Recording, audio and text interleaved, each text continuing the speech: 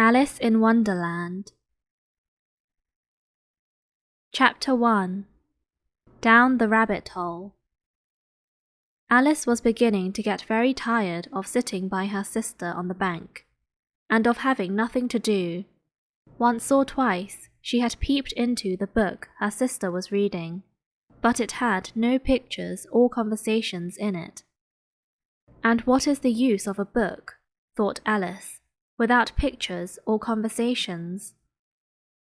So she was considering in her own mind, as well as she could, for the hot day made her feel very sleepy and stupid, whether the pleasure of making a daisy chain would be worth the trouble of getting up and picking the daisies, when suddenly a white rabbit with pink eyes ran close by her. There was nothing so very remarkable in that, nor did Alice think it so very much out of the way to hear the rabbit say to itself, oh dear, I shall be late." When she thought it over afterwards, it occurred to her that she ought to have wondered at this, but at the time it all seemed quite natural. But when the rabbit actually took a watch out of its waistcoat pocket and looked at it, and then hurried on, Alice started to her feet, for it flashed across her mind that she had never before seen a rabbit with either a waistcoat pocket or a watch to take out of it, and burning with curiosity she ran across the field after it, and fortunately was just in time to see it pop down a large rabbit hole under the hedge. In another moment, down went Alice after it, never once considering how in the world she was to get out again. The rabbit hole went straight on like a tunnel for some way, and then dipped suddenly down, so suddenly that Alice had not a moment to think about stopping herself before she found herself falling down a very deep well. Either the well was very deep, or she fell very slowly, for she had plenty of time as she went down to look about her and to wonder what was going to happen next. First she tried to look down and make out what she was coming to, but it was too dark to see anything. Then she looked at the sides of the well, and noticed that they were filled with cupboards and bookshelves. Here and there she saw maps and pictures hung upon pegs. She took down a jar from one of the shelves as she passed. It was labelled orange marmalade, but to her great disappointment it was empty. She did not like to drop the jar for fear of killing somebody underneath, so managed to put it into one of the cupboards as she fell past it.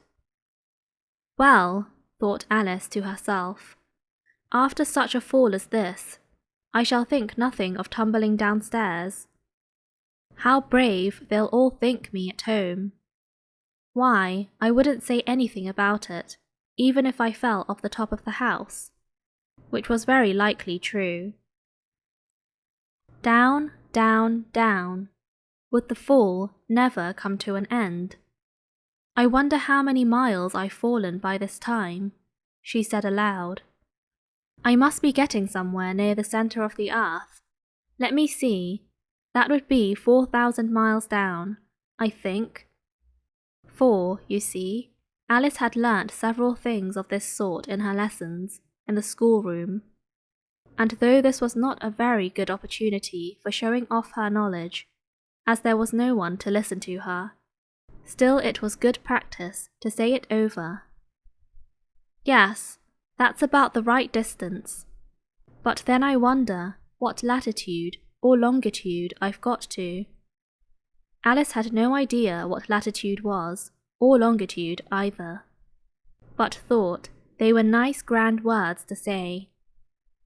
Presently she began again. I wonder if I shall fall right through the earth. How funny it'll seem to come out among the people that walk with their heads downwards. The antipathies, I think.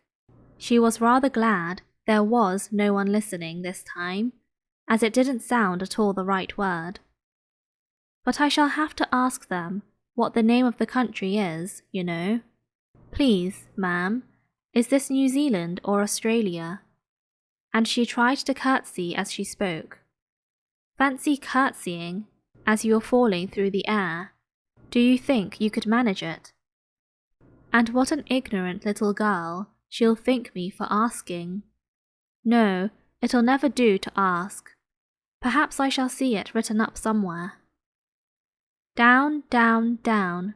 There was nothing else to do. So Alice soon began talking again. Dinah'll miss me very much tonight, I shall think. Dinah was the cat. I hope they'll remember her saucer of milk at tea time. Dinah, my dear, I wish you were down here with me. There are no mice in the air, I'm afraid, but you might catch a bat, and that's very like a mouse, you know. But do cats eat bats, I wonder?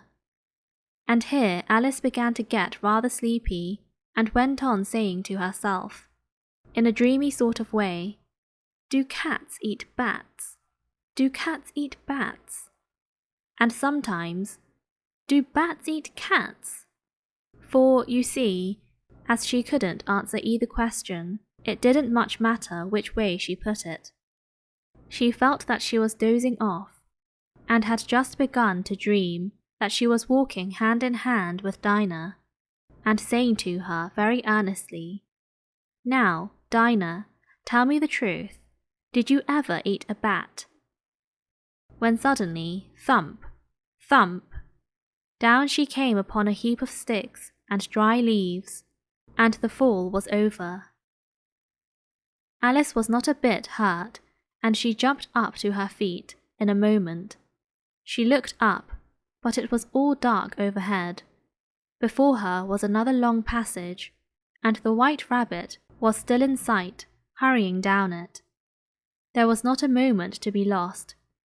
Away went Alice like the wind, and was just in time to hear it say, as it turned a corner, Oh, my ears and whiskers, how late it's getting! She was close behind it when she turned the corner, but the rabbit was no longer to be seen. She found herself in a long, low hall, which was lit up by a row of lamps hanging from the roof. There were doors all around the hall, but they were all locked, and when Alice had been all the way down one side and up the other, trying every door, she walked sadly down the middle, wondering how she was ever to get out again. Suddenly she came upon a little three-legged table, all made of solid glass. There was nothing on it, except a tiny golden key, and Alice's first thought was that it might belong to one of the doors of the hall. But, alas, either the locks were too large, or the key was too small. But at any rate, it would not open any of them. However, on the second time round, she came upon a low curtain she had not noticed before, and behind it was a little door about 15 inches high. She tried the little golden key in the lock, and to her great delight it fitted. Alice opened the door and found that it led into a small passage, not much larger than a rat hole. She knelt down and looked along the passage into the loveliest garden you ever saw. How she longed to get out of that dark hall and wander about among these beds of bright flowers and those cool fountains, but she could not even get her head through the doorway. And even if my head would go through, thought poor Alice, it would be of very little use without my shoulders. Oh, how I wish I could shut up like a telescope. I think I could, if I only knew how to begin. For, you see, so many out-of-the-way things had happened lately, that Alice had begun to think that very few things indeed were really impossible.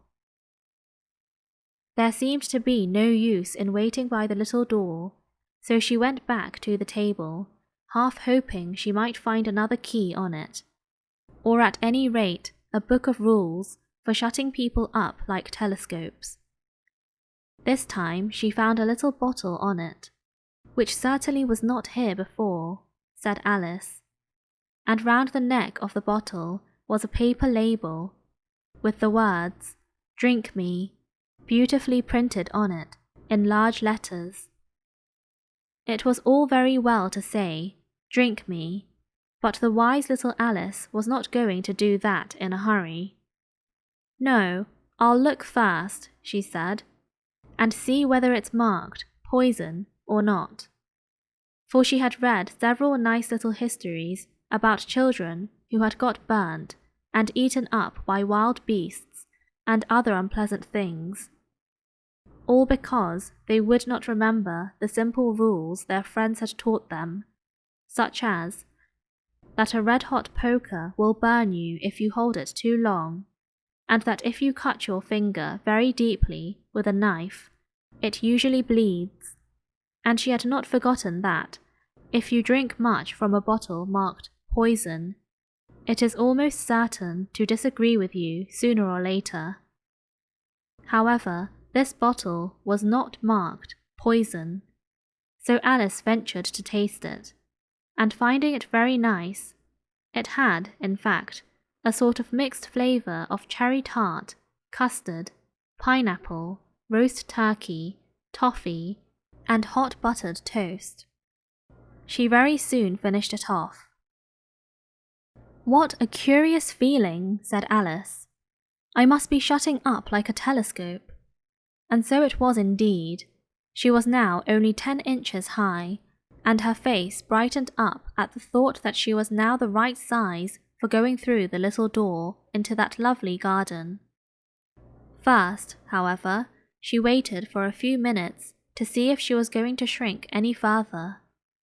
She felt a little nervous about this, for it might end, you know, said Alice to herself, "in my going out altogether, like a candle. I wonder what I should be like then."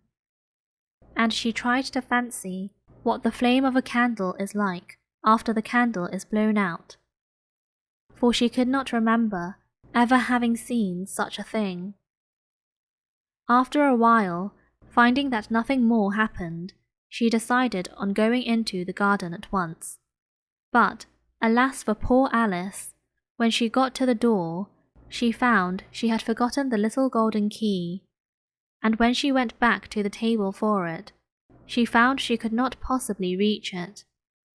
She could see it quite plainly through the glass, and she tried her best to climb up one of the legs of the table, but it was too slippery, and when she had tired herself out with trying, the poor little thing sat down and cried. "Come, there's no use in crying like that," said Alice to herself, rather sharply. "I advise you to leave off this minute."